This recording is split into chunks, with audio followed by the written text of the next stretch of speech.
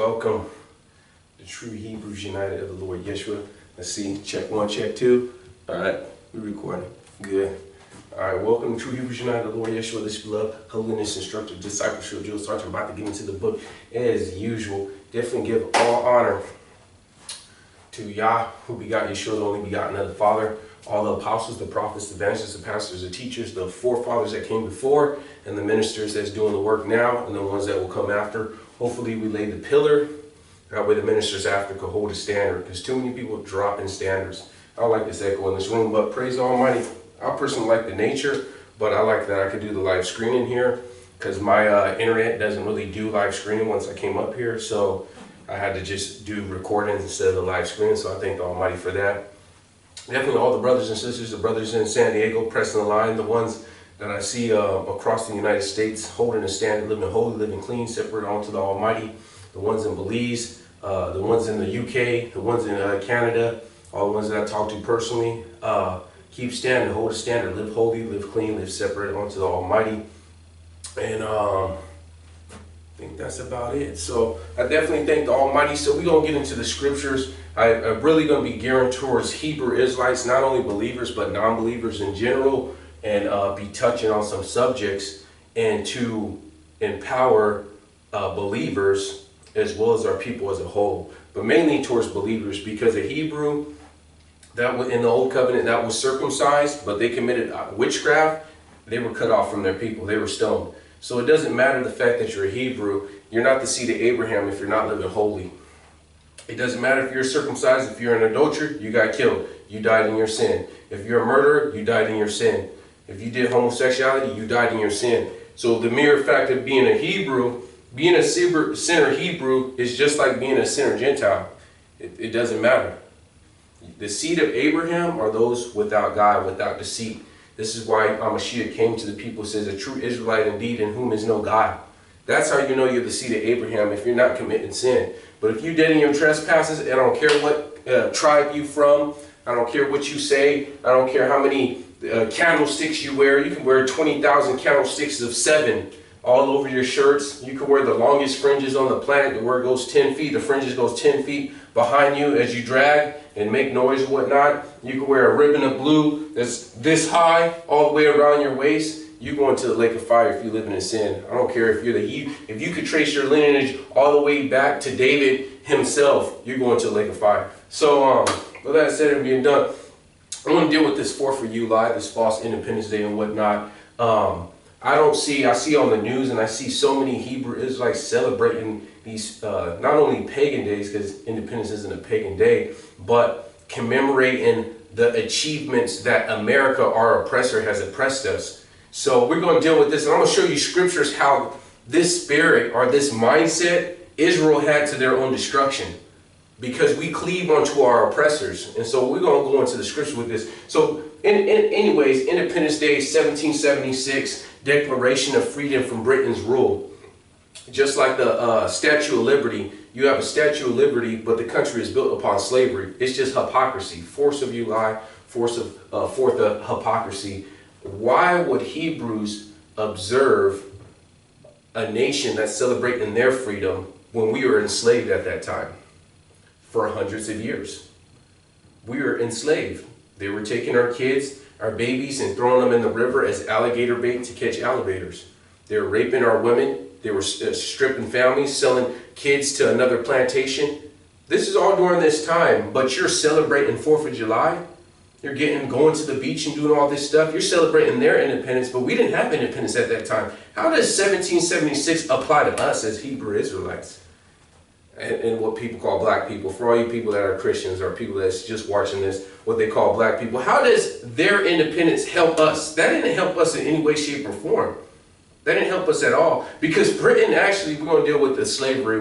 Britain was the first, so we'll deal with that. So let's go with this characteristics of Hebrew Israelites, or what they call black people, observing their 4th of July, their President's Day, their Memorial Day, their Independence Day, all this foolishness.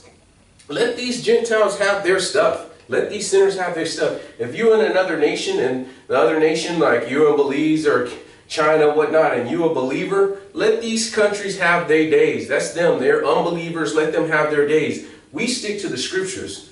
Our days, Passover, Feast of Unleavened Bread, Pentecost, Feast of First Fruits, blowing the trumpets, which is Pentecost, blowing the trumpets, Day of Atonement, Feast of Tabernacles. We have the Sabbath. Let us keep our days. Forget these 4th of Julys. Forget all this foolishness. Don't be trying to set up no barbecues or go to no beach or set no firecracker. Forget all that. That's their stuff. They happy that they got their independence. We were still slaves at that time. So why are we celebrating their independence? Do you even know when slavery was up? Half of these people don't even know when slavery was abolished. But you sure can't celebrate 4th of July. We're going to deal with this coon behavior right here. 1 Chronicles chapter 5. 1 Chronicles chapter 5. And we're going to deal with verse 26. 1 Chronicles chapter 5, verse 26. Let's get it. It says, oh, that's chapter 4. There we go, chapter 5. Let's get it. And the Almighty of Israel stirred up the spirit of Pul, king of Assyria, the spirit of Tidgah, king of Assyria, and he carried them away, even Reubenites, the Gadites, and half the tribe of Manasseh, and brought them into Hala, the harbor of Hara, and to the river of Gozan unto this day. So he's telling about how the Assyrians came up because they disobeyed, but the Assyrians were Gentiles. The Assyrians were non-Hebrews, and they came against us. And not only they destroyed us, but they took us captive. They took us captive. They slain our man and took us captive. So let's keep going.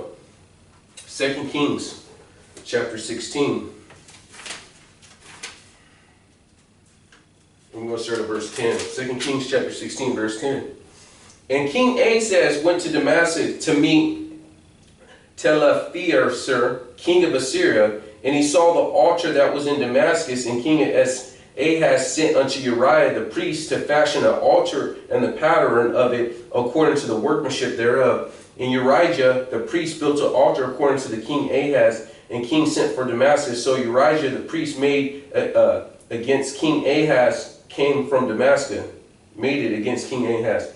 And when the king was come from Damascus, the king saw the altar, and the king approached the altar and offered thereof, and he burnt his burnt offerings and his meat offerings, and poured his drink offerings, and sprinkled the blood and peace offerings on the altar. And he brought also the brazen altar, which was before the Lord, from the forefront of the house, and between the altar of the house of the Lord, and he put it on the north side of the altar. So not only Israel took things from, because at that time there was times where Israel fought Judah, and sometimes they took stuff from the house of the Lord, just like Babylon and whatnot. They took things from the house of the Lord. He took things from the house of the Lord to serve the Most High, and he went to appease the Assyrians. These same Assyrians that was our oppressors. They were our oppressors. So let's keep going. And King Ahaz commanded Uriah the priest, saying, upon this great altar burn morning and offerings and evening offerings, and the king burnt sacrifices and his meat offerings with his burnt offerings, and all the people of the land, and the meat offering and drink offering, and sprinkled it upon the blood, the burnt offerings, and the blood of the sacrifice, and the brazen shall be meat to require it.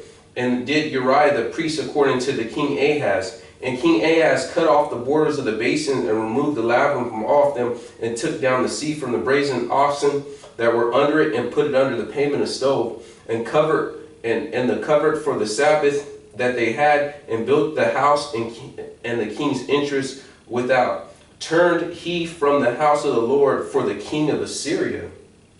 Now the rest of the acts of Ahab which he did, are they not written in the books of the Chronicles of the kings of Judah? And Ahaz slept with his fathers, and buried him with his fathers in the city of David, and Hezekiah his son reigned in his stead. So he did this to appease his oppressor, because the oppressor helped him out if you read the story. But the Assyrians has always been against us. Assyrian, the Philistines, the Arborites, the Moabites, they've always been against us. They've always been our oppressor, and yet he's trying to appease these people. He's trying to be like these people and serve their gods. This is the same thing. It says in Deuteronomy 28, he says, I'll send you into a land and you're going to serve their gods. You're going to serve their Christmas. You're going to serve their New Year's and their Thanksgiving. You're going to serve all their foolishness and their pagan days. And that's what we see now. We see the oppressor oppresses us, and yet why would we love the rapists? Why would we love the people that oppress us? Why would we love what this nation stands for? built upon slavery but have the Statue of Liberty, celebrate their independence, but yet through our punishment, through our enslavement, through our forcing yourself upon our wives and whatnot. So let's keep going now. Check out verse 17. So Assyria comes against us. We try to appease them and serve their gods. And then look at the next. As soon as Ahaz dies, what happens? In the 12th year of Ahaz, king of Judah, began Hosea, the son of Elah, to reign over Samaria, over Israel. Check this out. And he did that which evil in the sight of the Lord, but not as the kings of Israel that were before him. Against him came up Shalmaneser, king of Assyria, and Hosea became his servant and gave him presents. Check this out. So immediately after his dad tries to appease Israel, what happens? He dies, his son comes into reign, and then these same oppressors come right back against us. You're trying to be like these people, and these people are killing you off the whole time. Let's keep going. I'm going to show you how that is today, where we're at. And the king of Assyria found conspiracy against Hosea, for he sent messengers so to the king of Egypt, and brought no presents unto the king of Assyria, which he had done year by year. Therefore the king of Assyria shut him up and bound him in prison. So he put him in prison. He put the dude's son in prison, the same son that took things from the Most High and offered it up for Assyria. Let's keep going. And in the 9th year, Hosea, king of Assyria, took Samaria and carried Israel away into Assyria and placed them in Halah, the harbor of the river of Gozan, into the city of the Medes. Check this out. And so it was that the children of Israel had sinned against the Lord their God, and he had brought them up out of the land of Egypt and under the hand of Pharaoh, king of Egypt, and had feared other gods. And so this chapter is important because this shows where 10 of the tribes never came back to Israel. Then it was just Judah, Benjamin, and Levi. And some of the Israelites fled to Judah, but Israel never was its own nation again. The 10 tribes were never there again. They were always occupied by Gentiles. You can see that in Matthew, Mark, Luke, and John. When it says, go not to the cities of Samaria. Why? The capital of Judah was what? Jerusalem. And the capital of Israel was Samaria. So he took all the people and brought them to another land that was not theirs. He took them all. And some of them went to a land that was unoccupied. You can read that in the Apocrypha. But Israel never was that nation ever since. Right here. And Judah and whatnot maintained themselves for a little bit. They went into Babylon for 70 years and then they came back. And then after that, then Roman rule came and destroyed a lot of them. And then we fled into Africa. We've never been a nation since. And I'm not dealing with these false Jews. Israel is still not a nation until the Almighty sets it up. So my main point right here is we see this same spirit, this same behavior where the oppressor comes against us and we're trying to appease them. Why do we have our women wear red lipstick? We don't blush like that. Why do we have our women dyeing our hair blonde? Why are you trying to be white? Why do we have our women and our men bleaching their skin, trying to be lighter? These same people you're trying to be is the same people that is oppressing you, and you'll never be equal or greater than them. They're not going to do anything for your benefit. And I definitely think those Gentiles out there that helped us with the Underground Railroad, that helped us with the Black Panther movement and whatnot, there are some individual, but as a nation itself, this nation itself that we dwell in, called America, they will never accept you. You will never be them, and I'll prove that. So we're going to go through the history, and hopefully this helps some of you guys, because I believe it says my people perish for lack of knowledge, and I believe if every Hebrew person had their children to do a Black history class, I think within 2 or 3 generations we'll be more and more united. We'll see the wickedness of this land and all the traps laid before us. So let's go ahead and go with this. 1833. 1833, Britain, and we're going to go into the scriptures too. Don't trip, I'm going to get the scriptures. But in 1833, Britain abolished slavery. This is Britain abolished slavery, but it wasn't until 1865 that the United States let it go. And then they were still doing it illegally. They were still doing it illegally. So they don't celebrate when you guys got your freedom. They celebrate their 1776. But why don't America celebrate when you guys got your freedom? Because they don't care. Because they didn't want to let you free. And in 1865, when you finally got your freedom, it took a whole civil war just for you to get your somewhat freedom. So let's keep going. Right after 1865 and 1870 to 1896 was the Jim Crow laws. So then they had laws of segregation. Then they had laws, okay, you can't work on the plantation, but it's illegal for you to not have a job. And if you don't have a job, we're going to send you to a place to work, which some of them got sent to the same plantation. Because you got free, but it's illegal to be homeless without a job, so now we got to send you back to the plantation. And then that's not including this, the illegal slavery they were still bringing across. And finally, when that stopped, then they tried to mass produce black slaves. So, in the meantime, 1896, in the 1910s, and we're going to deal with the 1907, 1910s to the 1920s, we had Marcus Garvey. What happened to Marcus Garvey? He taught with separatism. He said, hey, Hebrew people, we need to work together. We need to be our own people. We need to go back to Africa. He didn't know he was a Hebrew Israelite at that time and whatnot, but he was saying, hey, let's go back to Africa. Let's start our own freight line. Let's start our own business. Let's do our own thing. Obviously, these people aren't going to accept us, so let's empower our own people. They sabotaged them and set them up and dispersed the whole movement. Let's keep going. So I'm going to bring this all the way down to you coons out here that thinks it's not racist and think all Hebrew people have an equal opportunity and want to fully be a patron and, oh, I'm American. And I see these Hebrew people celebrating this stuff all about, oh, it's America and you should just be grateful. I got scriptures for you, little coon. Let's keep going though. So 1910s to 1920, the Marcus Garvey movement. 1932, so we got the 1910s and 1930s. This is all at this time we're going to deal with during this whole period, what's going on with our people too. 1932 to 1970, the forced syphilis on men and, no, that's not it, yup. Forced syphilis in man and woman led to death. Yep, we'll go with that. The Tuskegee experiment, 1932 to 1972. So right after Marcus Garvey ended, they start sterilizing our people. They said we had vaccinations. It's called the Tuskegee experiment. Look this up. They said we had vaccinations. I have a whole bunch of notes, and I'm not a good writer, so bear with me. So they come in for a vaccination. These men come in for a vaccination thinking of flu or cough and whatnot. They really give them syphilis. And then they track these people through generations to generations. Some of them died. They pass it to their wife. After having syphilis untreated for so long, they become sterilized. So many Hebrew women and men got sterilized and died from this disease. This is from 1932 to 1972. Some of you guys watching this video was still alive at this time. 1972 is not that long ago. It's less than 50 years ago they were secretly sterilizing our people. So why are you celebrating 4th of July? But let's keep going. 1960s is a good year because a lot of stuff popped off. I wasn't born there. But 1960s, we got Martin Luther King. We got Marcus Garvey with separatism. We got Martin Luther King was include. You know, let us be included. Let us have equal rights. Let us not have to sit on the back of the bus.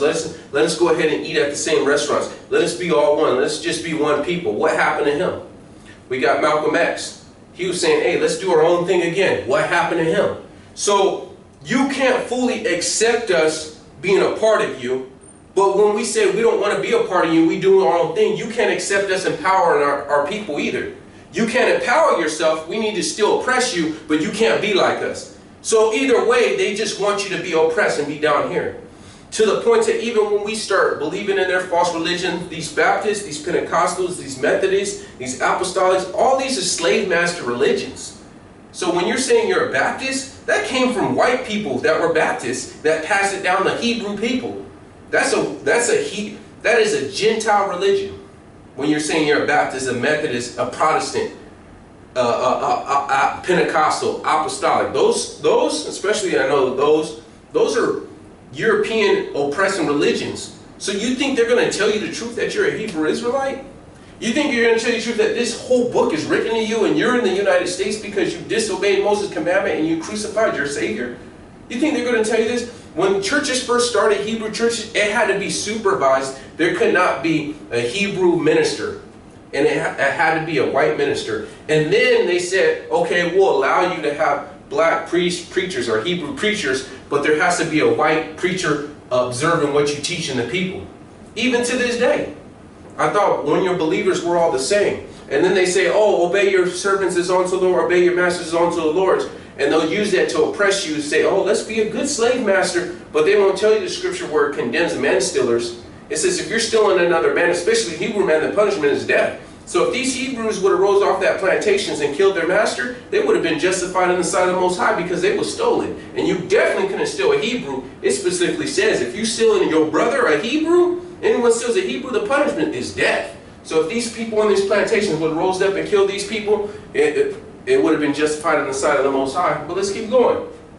So then in the 1960s and the 1970s, they were forced sterilizing Native Americans. Now they already wiped off, there was more people killed in the transportation of Hebrew Israelites to America, just on the sea, because they packed them like sardines, than all the false Jews that Hitler killed. But they talk about, oh, all these million Jews died with Hitler and Hitler's so bad. But what about America being so bad, killing all us?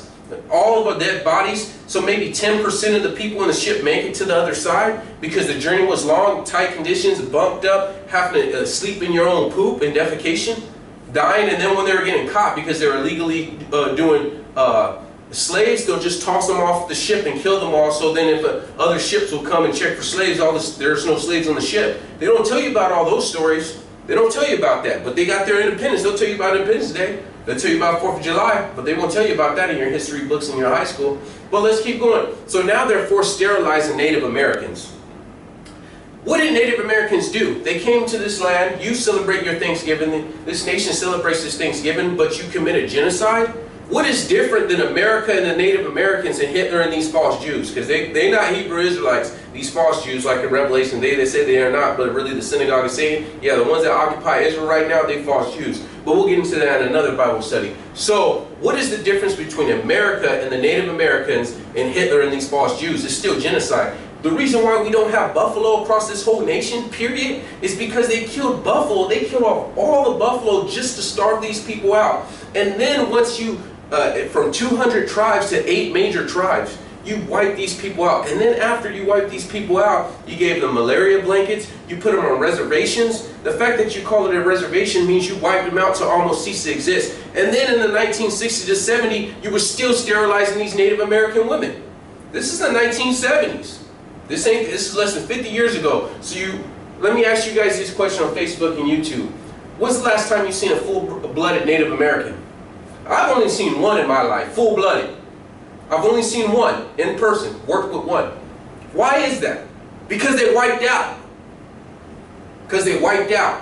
But yet they celebrate their Thanksgiving. Oh, thank you, Native Americans. But yet you wipe these people out.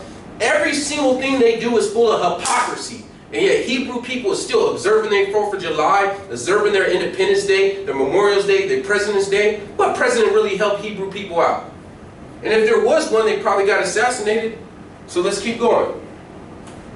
1970s, Vietnam War. We say, you know what? Let's appease these people. Let's be a good slave. Let's get on the plantation. Let's fight master's war.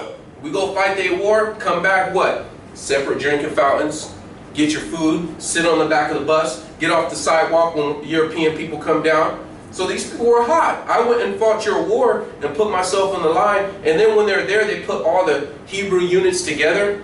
And finally, they allow units to be intermingled, but all the Hebrew units. And guess who got thrown in the heat of battle? You think the Europeans were going to get thrown in the heat of battle? No, they sent those niggers. Let those niggers go take that bunker. Let those niggers go get in that trench. Come on now, don't be stupid. So let's keep going. So we fight these wars when we come back, and we still get treated with disrespect and whatnot. So we got our people trying to dress like them, wearing their suit and ties and whatnot. And suit and ties is whatever, you know what I'm saying? We try to fight their wars, still get treated wrong. We try to be separate, still get treated wrong. We try to be included, still get treated wrong. And then in the meantime, let's keep going. Let's go with the 1909 to 1980s. 1909 to 1980s, almost 100 years, they were sterilizing our people through the eugenics movement. This is recent. The 1980s, some of you guys were born, they were secretly saying a vaccination. That's why I say any believer should not be getting their kids vaccinated, because the track's history on these people's vaccination is wrong. Ask the Native Americans.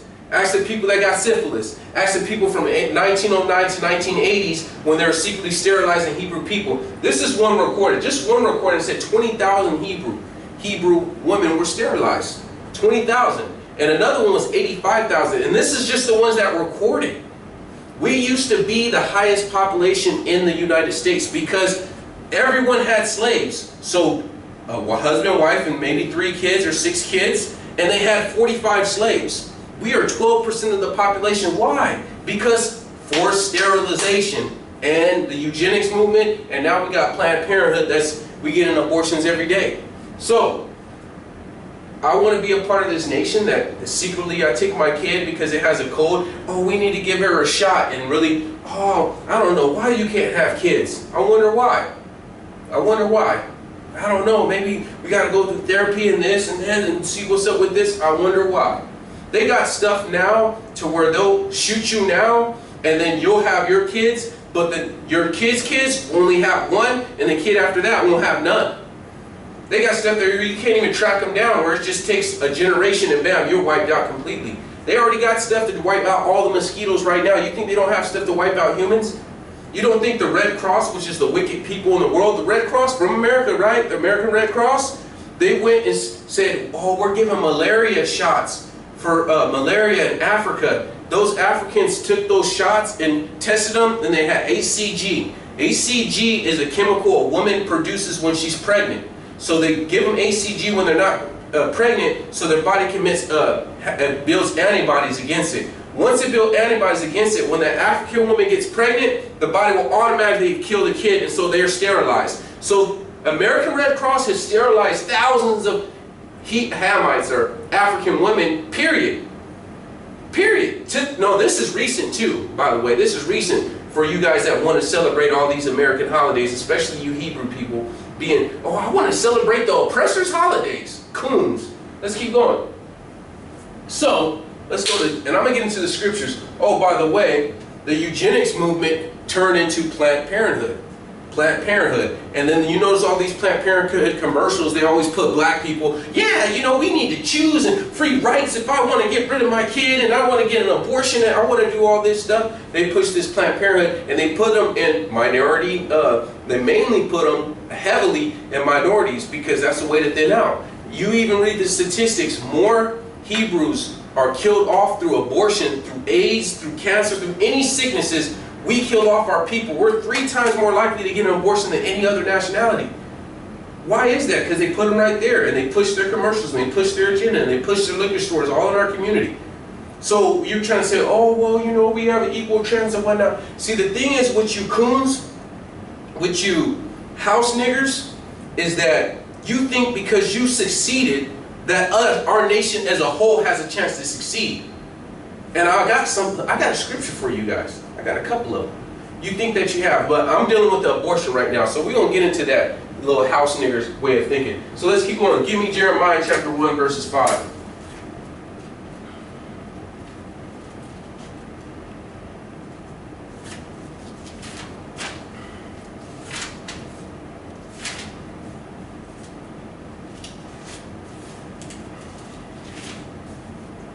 Jeremiah chapter 1, we're going to read verse 5. Let's go with verse 4. Then the word of the Almighty came unto me, saying, Before I formed thee in the womb, in the belly I knew thee, and before thou came forth out of the womb I sanctified thee, and ordained thee to be a prophet unto the nations. So the Almighty knows you before you even was consummated. He knew you were going to come and knew what your name was going to be, and knew if you were going to repent and do the right thing before you even was one cell. So for you to say, oh, it's okay to get an abortion because it's just a couple of cells and it's not really a soul, it's not really a human being yet and all that, that's wrong. The Bible just said, I knew you before you came in the belly. I knew you. That's a child. The Almighty knows that child. And even if you aborted that child at month 1, Lord willing, that child makes it into the kingdom, that's a child. That's a child. That's a soul that you destroyed. You don't dictate when you can't destroy a kid. That's the Almighty. He says, I kill, I wound, I make alive. We pass judgment. If a person wants to murder, then we murder. A person wants to be a witchcraft, bam. A person wants to be a thief, okay, you were paid 7-fold. We pass judgment on that. But a little kid in the belly of the womb, you can't get no abortion. Let's keep going. Ephesians chapter 1. We'll read 3 and 4. Ephesians chapter 1, verse 3 and 4. And then, what a John after that. Ephesians chapter 1, verse 3 and 4. Uh-oh. Let's go.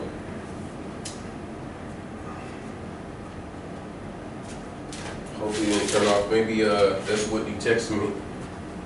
Bear with me, because I can't see the screen. All right, cool. So, hopefully it's still working. Verse 3 and 4, endeavoring. Blessed be the Almighty, the Father of the Almighty Yeshua, our Mashiach, who have blessed us with all spiritual blessings in heavenly places in our Mashiach. According he has chosen us in him before the foundation of the world, that we should be holy and without blame in him in love. Let me check to see if it's still recorded. Everything's still. Oh, what? All right, cool. Oh, live stream is stopped.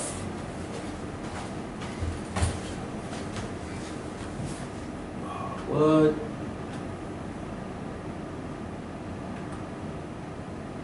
All right.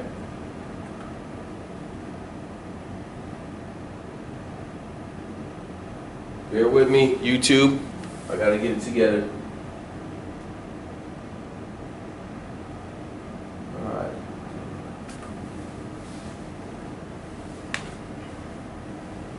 All right. So we gonna try something else real quick, because I need to. You will check the camera. Let's try something like this. All right. There we go. Back on the scene. All right.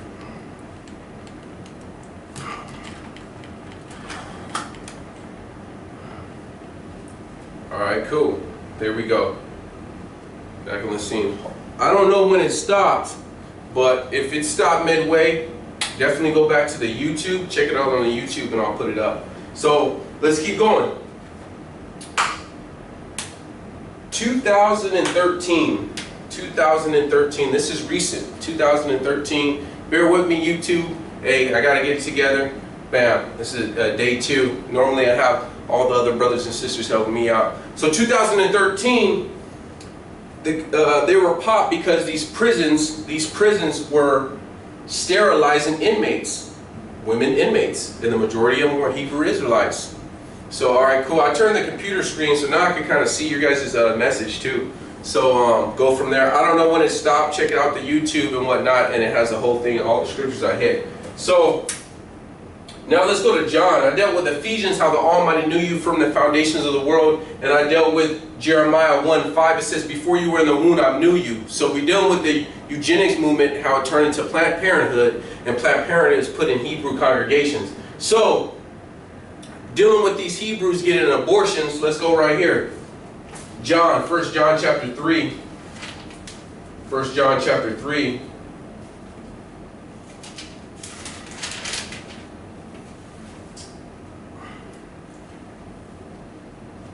And we'll start at verse 15.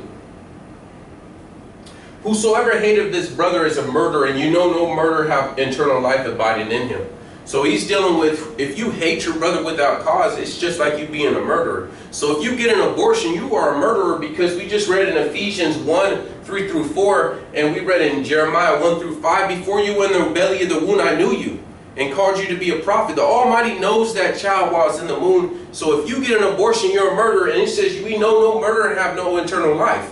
You're going to the lake of fire for being a murderer. There's no way around that one. So let's keep going. Now in 2013, for all these people that says you have equal opportunity, they were sterilizing inmates in prison, women inmates, and the majority of them were Hebrew inmates. They never stopped doing this unknown sterilization. This is why you shouldn't, if you're a believer, don't be getting these vaccinations. Don't be doing none of that foolishness. Forget all that foolishness. Don't be having your kids get these vaccinations.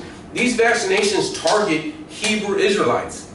These vaccinations target them. They come out with Down syndrome. They come out learning. Some of them forget how to talk. Some forget how to walk. There's one person, I think they put it on the Facebook. One person got a vaccination, and then 3 days later their kid died. They try to push the smallpox vaccination. I think they did a study from, I think it's covered 8 years. Only one person died from smallpox or chickenpox. I think it was smallpox. But then 13 people died from the vaccination. So no one really died. If my kid gets chickenpox, right? So what? They just stay home from school. I don't need to get them some vaccination for formaldehyde and has formaldehyde and mercury in it that ruins their immune system later on in life. So let's keep going. So now I want to go back to 1907. There was a policy that allowed the government to sterilize people, their people, unknowingly and unwittingly. So this whole little sterilization of Hebrew people that they don't want to give reparations for, Hebrew people, they've been doing it for years. This is why population decreases. So for a person to observe, why would I want to observe the 4th of July or any other Independence or the President's Day if these same people are oppressing me? That doesn't make any sense. Why won't we have some self-respect and dignity and say, man, I don't want to be a part of that. I'm good. That's your guys' day. That's your guys' day. That's your independence. We didn't get no independence in 1776. You don't celebrate when you abolish slavery. You don't celebrate when we didn't have to sit in the back of the bus. That stopped. We didn't have to go in the back of a restaurant. We didn't have to get off the sidewalk. Why don't you celebrate that stuff? You don't. Let's keep going. Let's go to today. So today, the United States pulled out the UN. I did a little research on that. They pulled out the United Nations human rights. And they try to say because, oh, you're bashing Israel. First of all, they false Jews. And then, oh, we have to, Israel and the Holocaust and all that, but you don't deal with what you did to our people. So could it be, which I just looked up too, that the UN dealt with the U.S. on reparations for Hebrew Israelites?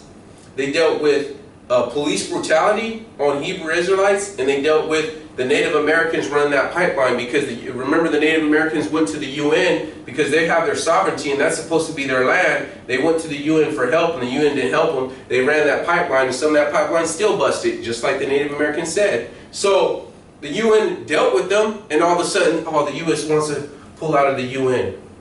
All of a sudden, because they don't want to pay you reparations. They pay the Vietnamese reparations during Pearl Harbor. They pay Israel reparations. They pay all these other people reparations, but we don't get our reparations because they don't care about you. So why are you celebrating their Veterans Day?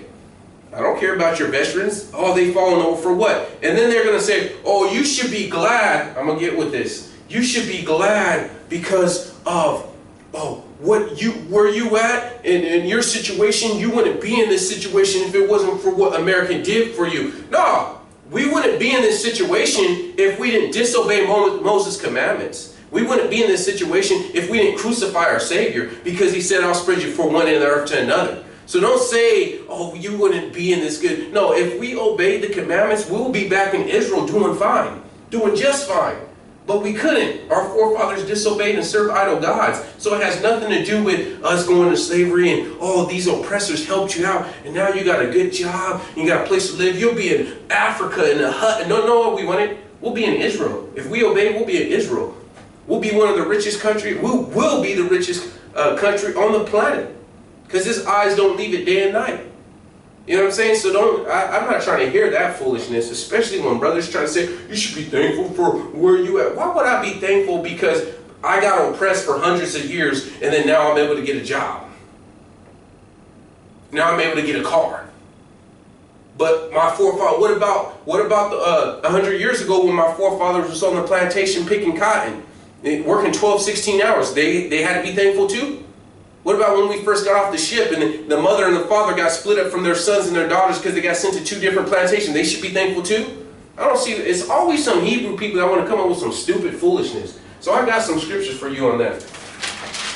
Let's go, give me Jeremiah chapter 10. Jeremiah chapter 10. We're going to start at verse 2. Jeremiah chapter 10, starting at verse 2.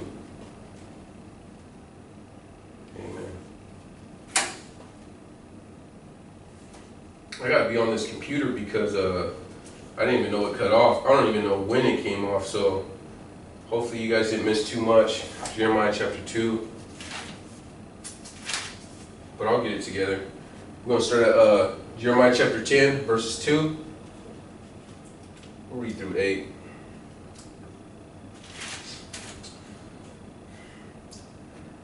Thus saith the Almighty, learn not the ways of the heathen, and be not dismayed at the signs of heaven, for the heathen are dismayed at them. So it says this, we're not even supposed to be learning their ways. So many Hebrew people will observe 4th of July, Veterans Day, President's Day, and all this full of Valentine's Day, but they don't even keep the Passover. They don't even keep Pentecost. No Feast of Unleavened Bread. They don't keep blowing the trumpets. They don't even know when these days are. But they sure know when Valentine's Day is. They sure know when these sinners give you a day, you sure, yes, Master, I'll celebrate anything you want. But as soon as the Almighty gives us Thursday, oh, well, you know, you can't really do it, and that's done away with, and, oh, well, you know, it's just, I don't even know, and the Hebrew calendar is confusing, and you say all these excuses why you can't keep the Almighty's Day. Just like we read in 1 Chronicles, when they took things from the Almighty and try to serve Assyria with these false gods and try to appease the oppressor, and you try to appease the oppressor, no matter how many times you celebrate these days, you Hebrew Israelites, this country will not accept you. You will not be a part. Quit trying to assimilate with a country that doesn't want you. It's almost like seeing this dude trying to get at a girl, and the girl is not interested in him. And you keep telling him, bro, she's not even feeling you like that. No, well, and he keeps trying to, and she's like, dude, how many times I gotta not answer your text message?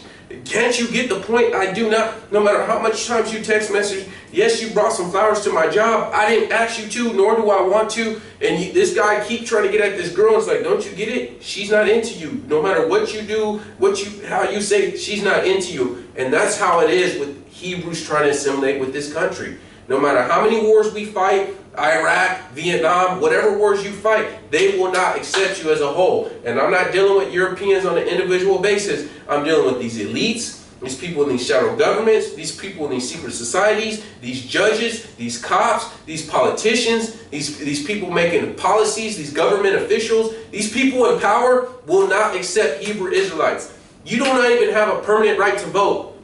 Why are you trying to celebrate these days? Look it up. Hebrew people do not have a permanent, you have to put black people don't have a permanent right to vote. It just keeps getting extended. It got extended, and it gets the same thing. The last extension was in 2016, and it goes another 14 years or something. We don't have a permanent right to vote because you're not a citizen. When you get unemployed, or when you look at an application and it says your nationality, look why it says black, African American. Does it say European American when it says white? No, because if you're white, you're automatically American. Even if you're Native American, you can't put American. You have to put Native American. You have to have that suffix before, because they don't consider you American if you're white. So you African American. Well, then doesn't that by default make you European American? No, of course not. I'm American. I'm white, so I'm American. You're black, so you're just African American. Look at your application. Look at your unemployment form. You can't just put American. Exactly. Only white people could do that because you're a subclass citizen. Quit trying to be a part of a nation that does not accept you. Serve the Almighty, live holy, and I'll tell you what we need to look forward to. So let's keep going. It says, don't learn the ways of the heathen. Deuteronomy 23. Deuteronomy 23. If you're a believer, you should not be celebrating any of these days. All the days you commemorate are in the Bible. Passover, Feast of Unleavened Bread, Pentecost, blowing the trumpets, Day of Atonement, Feast of First Fruits, and the Sabbath. 7 holy days we keep. That's the days we keep. That's the days that's on to the Almighty. If some people want to observe Purim, that's cool. If some people want to observe Feast of Dedication or Feast of Lights, then that's cool. That's an extra one. That's in the Apocrypha. I'm not knocking that. But anything these sinners give you, let that stuff go. Let that foolishness go. We got stripped and deprived for all our history. Us having more than one wife got stripped. Us knowing our language got stripped. Us choosing who our son and daughters got stripped. Us wearing fringes got stripped. Who gave you wearing a suit and tie is appropriate? Who told you that? Some sinner? Some Gentile? Do they give you anything that benefits your people as a whole? Do they teach you that in history books? When they gave you this religion, were they trying to teach you that you're the people of the book? Or were they trying to teach you it to say, obey your masters because you're on the slave, you're a plantation, you're a slave, and it says, obey your masters is onto the Almighty. They were trying to teach you that so they could always be in a position of power. This is why they're sterilizing our people to this day. Because they always want to stay in a position of power. So if they were outnumbered, there was more slaves in America than Europeans, and slavery got abolished. They're going to have more kids than us, and they're going to overrun this whole nation. Duh. So what do we need to do to make sure that European people stay in a position of power? We need to sterilize these people and drop their population, because there's more slaves than slave masters. Come on now. But yet, oh yeah, hey, I'm gonna dye my hair, I'm gonna bleach my skin, I'm gonna fight their wars, I'm gonna celebrate their holidays like a good slave. Of course, coon. And I'm not pushing no hate a nationality. I'm saying this nation as a whole, these people in power will always oppress us. The average European that's a 9-to-5, minimum wage, low income, they're cool. The ones I met, some of my best buddies are Europeans. The average person, but I'm talking about this nation as the people in power are against this Hebrew Israelites. There's no way around that. You're not going to say that it's not true. So let's keep on. Deuteronomy 23.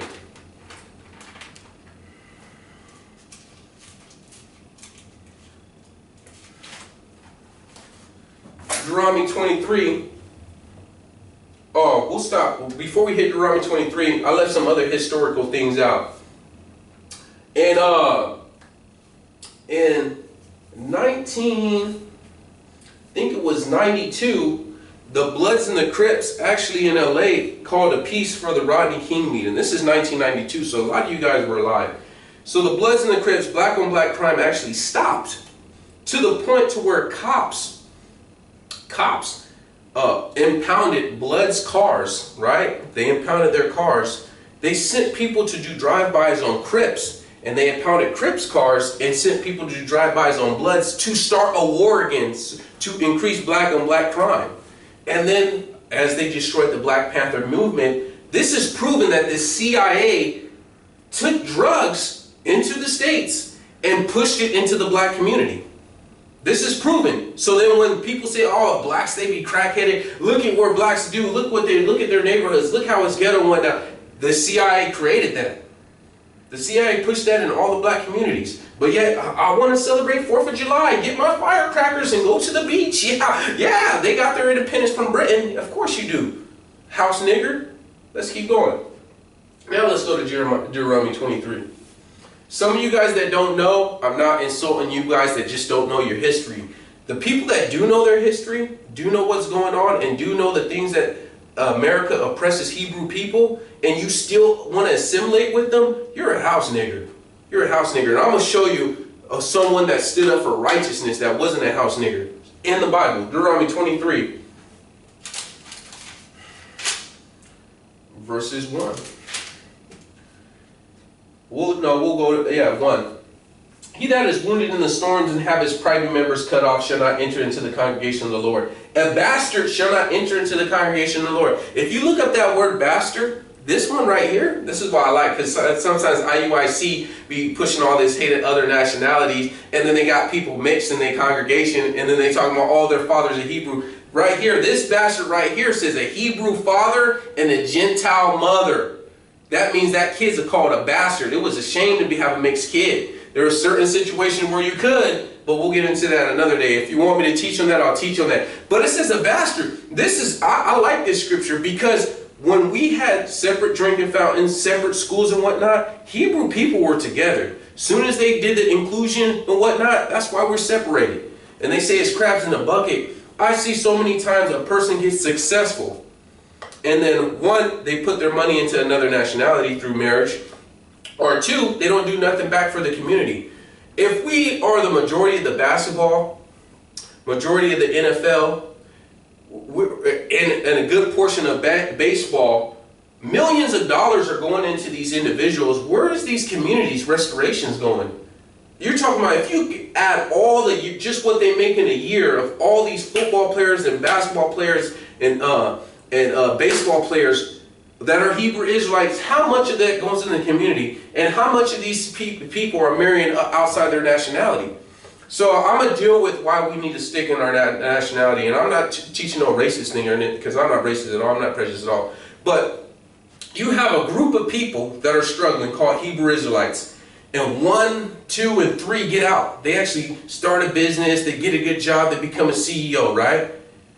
for you to put money back into your community, you need to take a Hebrew Israelite woman and have kids by that woman to empower them. You don't go marry another nationality and have them benefit, because the likelihood of you having this mixed kid, Asian, European, whatever, you have this mixed kid, the likelihood of that mixed kid marrying another, going back to Hebrew nationality, is slim to none. They're probably going to go lighter. So 3 generations down, you won't even know that, yeah, my great-grandpa, he was black. What happened? Oh, we just kept marrying white people from then on. And so the money just transferred back into the other nationalities. So if for you to empower, you succeed and marry within. Succeed, marry within. This is how you empower our people, through generational process. But you can't do that. Soon as they get some money, for some reason, I gotta go marry. And it's like, why do you go and marry the oppressor? Out of every nationality, even if you married an Asian, Mexican, Italian, whatever, you go to Europeans, to the oppressor? That's like your first nationality. You go to the one that did us the most harm. I don't get it. Hebrew, I'm dealing with you Hebrew, man. Freaking coons right there. But let's keep going. So Ezra, Deuteronomy chapter 23, verse 1.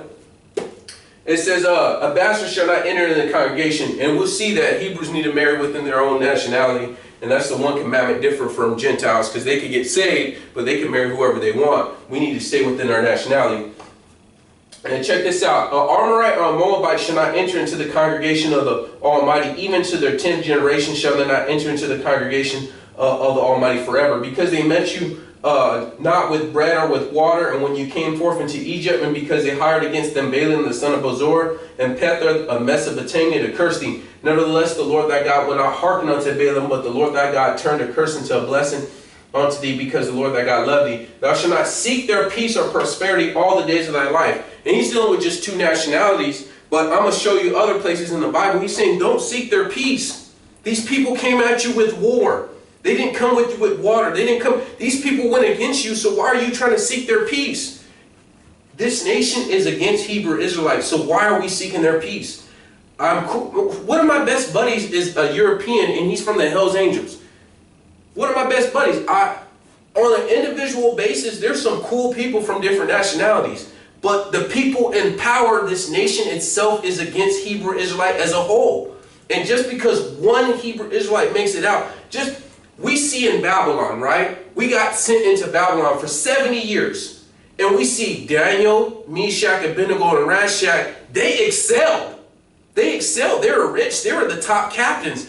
But the rest of those people were slaves. So you can't, Daniel wouldn't say, oh, you have an equal opportunity in Babylon, because look at me. I'm doing good. I'm second in command under these people, and I'm a Hebrew. No, the rest of you as a whole, everyone went into Babylon as captivity, as slaves. And it's the same thing. You get a couple of Hebrews that make it and do pretty good, like I'm doing pretty good and whatnot. Passport, got land in other countries. I'm not going to get too much into it, but I'm doing pretty good. I'm not going to say my people as a whole has an equal opportunity in this nation. I'm not going to be that naive just because a couple of people make it. What is the percentage of people that aren't lower class that are Hebrews compared to the vast majority that are? Highest incarceration rate, highest unemployment rate, lowest amount of people in college. And you're going to say we all have an equal opportunity? Don't be stupid. How do you have an equal opportunity and smuggling cocaine in your communities? How do you have an equal opportunity as they specifically put Planned Parenthoods in all your communities and kill you off? How do they have an equal opportunity? They're purposely sterilizing your women and keeping your population low. How is that? What kind of food? WIC? Oh, you get WIC? You think WIC's the healthiest food for you? Think about it. There's a reason why they give you that free food, huh? Yeah, go ahead, take that free food. Take that free food. I want you to eat my food. Eat this food I'm giving you. There was a time when you had to get government assistance. They made Hebrew women say, hey, for us to assist you, we have to sterilize you. And those are the ones that knew about it, that they chose to get sterilized because they got these kids, these 3 kids, and we're going to starve. And they said, the government will give me my food stamps or whatnot, but I have to take a shot and be sterilized. I can't have any more kids. Look it up. They used to do that to Hebrew people. But yet you'll celebrate their holy days though, right? You sure will celebrate their holy days. Of course you will. Ezra chapter 9. All right, cool. Let's one. I got to go quick. You got to reserve time, so I don't think no one else is coming. We got a couple more scriptures though. Ezra chapter 9. And then we're going to start at verse 11. Ezra chapter 9, verse 11.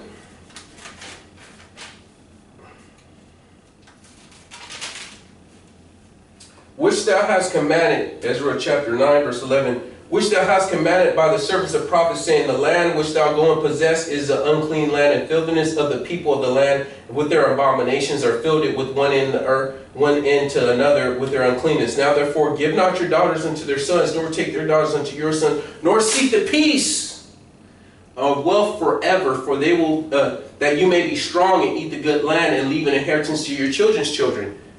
It says don't seek their peace, don't give your sons, because if I marry outside this other nation's kids, my offspring, which are mixed kids, bastard kids, they reap the benefits. I didn't have Hebrew kids and have my kids reap the benefits. So if we're only 12% of the population, and some of us is locked up, some of us sterilized, and the ones that make it go marry outside another nationality, then we're slowly thinning out our population.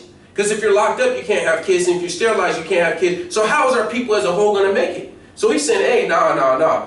Don't give your sons unto them. Don't give your daughters unto them, that we can be strong. Don't seek their peace. These people are coming to oppress us. Why are you seeking their peace from the oppressor? Why are you trying to appease the oppressor? Stop that. Live holy, live clean. So let's keep going. Now, these last two scriptures dealing with these house coons. Amen. Exodus chapter 2. Last three scriptures and we done. It's all scriptures from here on out. It's like a little Hebrew history class, even though I'm far from a teacher of Hebrew history. This is just what I gathered from the time of me learning my own history. Exodus chapter 2.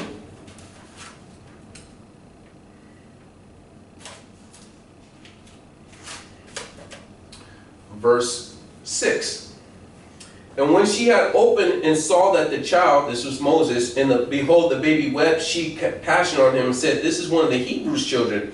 Then said the sister of Pharaoh's daughter, shall I go and call the nurse of a Hebrew woman, and she may nurse the child for thee? And Pharaoh's daughter said unto him, go. And the maid went and called the mother's child, which is cool. And Pharaoh said unto her, take this child away and nurse it for me, and I will give thee thy wages. And the woman took the child and nursed it. And the child grew, and she brought him up unto Pharaoh's daughter, and he became her son. And she called him Moses, for he said, because I drew him out of the water. And it came to pass, when Moses was grown, he went out unto his brethren and looked at their burdens, and he spied an Egyptian spiting in Hebrew on one of his brethren, and he looked, and lo, this way and that way, and he went and saw that there was no man, and he slew the Egyptian and hid him under the sand.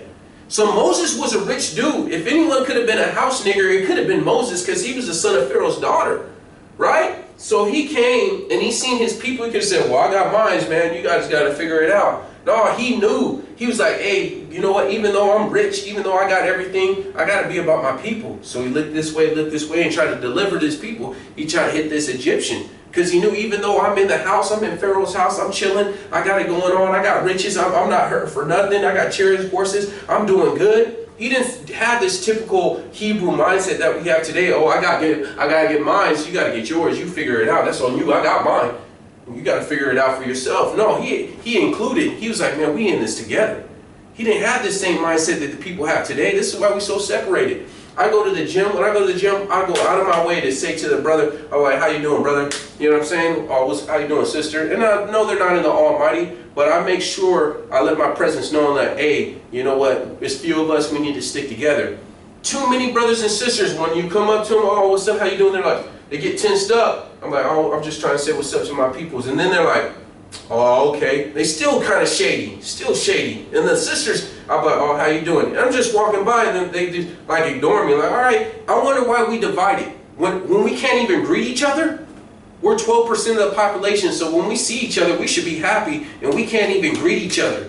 And you wonder why we down low, and everyone's up high, when we can't even say hi to each other. I don't get it. You know what I'm saying? But Moses didn't have that mindset, and neither do I. So let's keep going.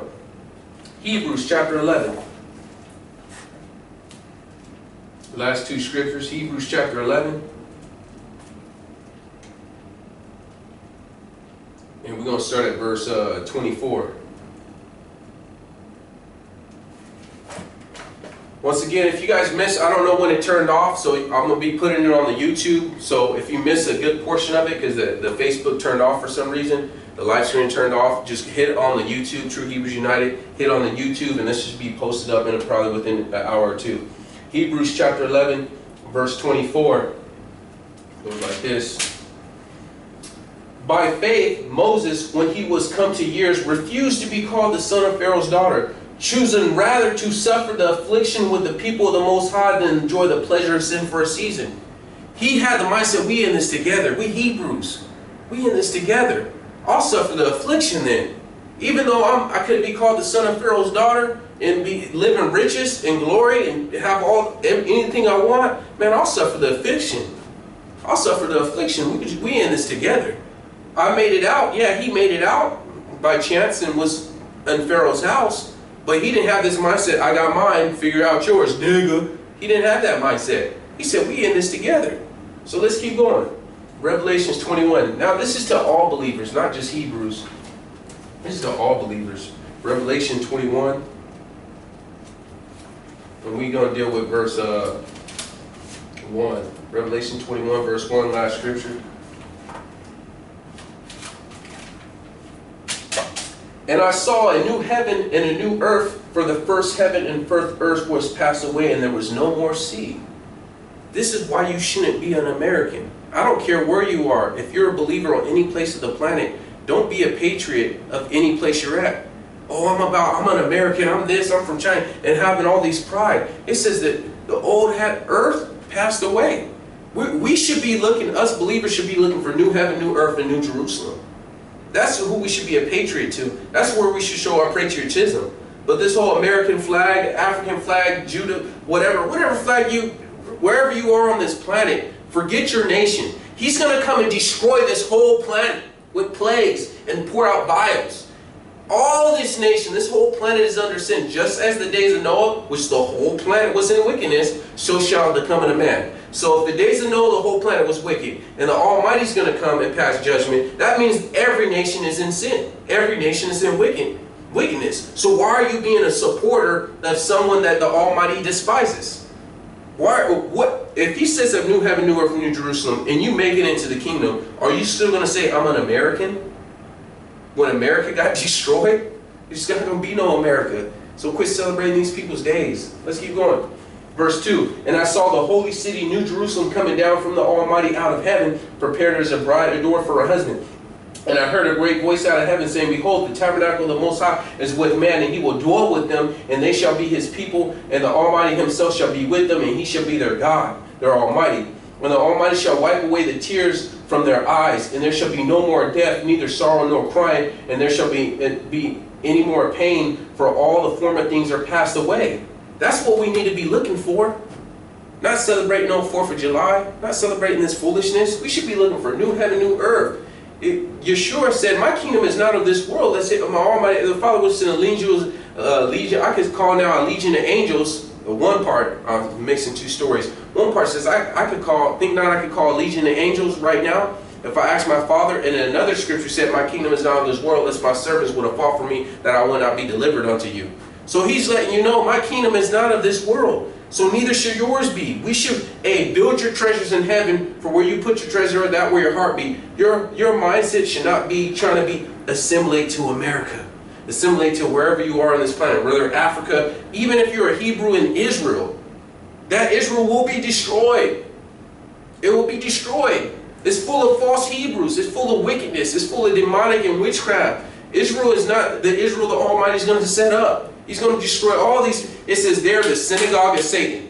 So you think he's just going to allow the synagogue of Satan to dwell in Israel? Come on now. He's going to destroy that place too. So have that mindset. All you believers, no matter who you are, all you believers out there, if you guys want me to deal on marriage and Hebrews, marrying Hebrews, there's a couple of exceptions to that clause that we can see scripture. So I'm not knocking it. One thing, like I said, I'm not prejudiced, but this nation itself is against Hebrews, so we need to stick together. And believers mainly need to stick together. So with all that said being done, keep standing, give the Almighty a hand clap. Shalom. Damn.